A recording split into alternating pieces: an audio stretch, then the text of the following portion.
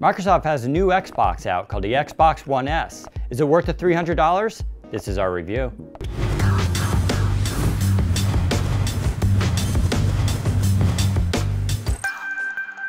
You cannot start a conversation about the Xbox One S without commenting about its size.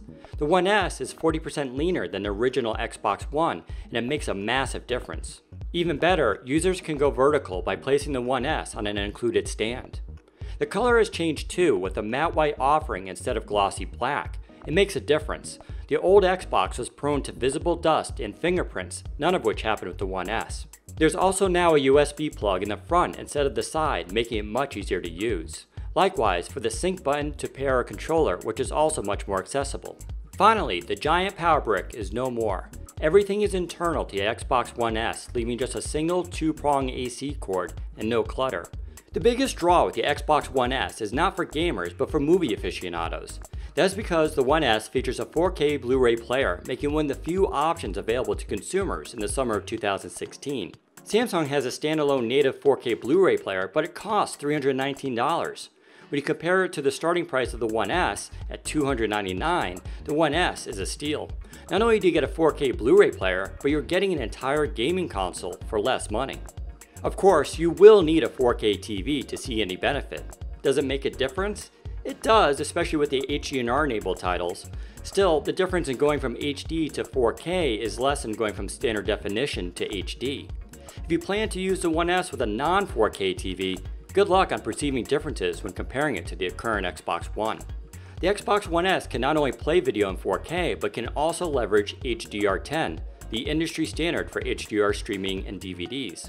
Moreover, for the first time, the Xbox One can do HDR gaming.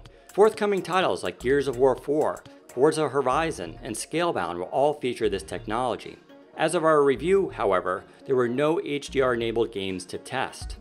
The downside with HDR is simple, it's cost. Here's what you need to get started: an Xbox One S, HDR-enabled TV, and HDR-enabled media content like 4K DVDs or Netflix, and at least 25 megabits per second internet connection. None of that is cheap, but if you wanted a reason to get into 4K, the One S might be it. The Xbox One S does a great job of 4K HDR playback, and it is something to witness if you are a movie buff.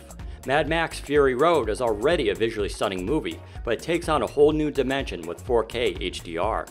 For gaming, it remains to be seen just how much of a difference it makes.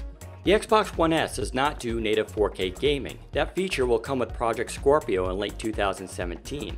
What it can do is upscale your games to 4K from 1080p. In fact, the entire Xbox experience can upscale to 4K under its settings. Overall, there was nothing better with the Xbox One S and scaled 4K gaming except for maybe reduced lag since the TV is not doing the scaling. Contrast may be slightly better, but at this point I'm willing to attribute that more to the TV than the Xbox One S.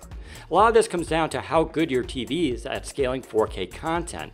In the end, the 4K scaling feature is nice in theory, but the reality is it should not be a consideration when buying the One S if you expect an improved gaming experience.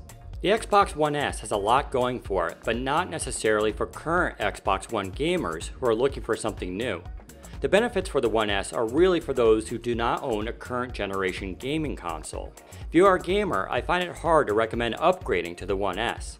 The console is stellar, make no mistake, everything about it is better than the One, but only at the superficial level of design, looks, and some minor functionality. Scaling to 4K sounds impressive, but the experience is virtually the same as it is today on 1080p. HDR gaming could be exciting, but it is unlikely to be a revolution. It's just something nice to have on your $2,000 TV. For those who use the Xbox primarily for watching movies with some gaming, the decision is different. If this is the year you want a 4K TV and you already have high-speed internet, the One S could be the linchpin to getting you to switch. However, consumers who have no immediate plans to get a 4K HDR TV anytime soon would be better to stick with the current Xbox One until later in 2017. In conclusion, the Xbox One S is a great midstream release from Microsoft. It adds some excellent bonus features that are really impressive for movie fans, but they are not must-haves for current gamers. Instead, let's wait for Project Scorpio later in 2017. So that's our review of the Xbox One S. For more information, just head to Windows Central. Thanks for watching. Take care, everybody.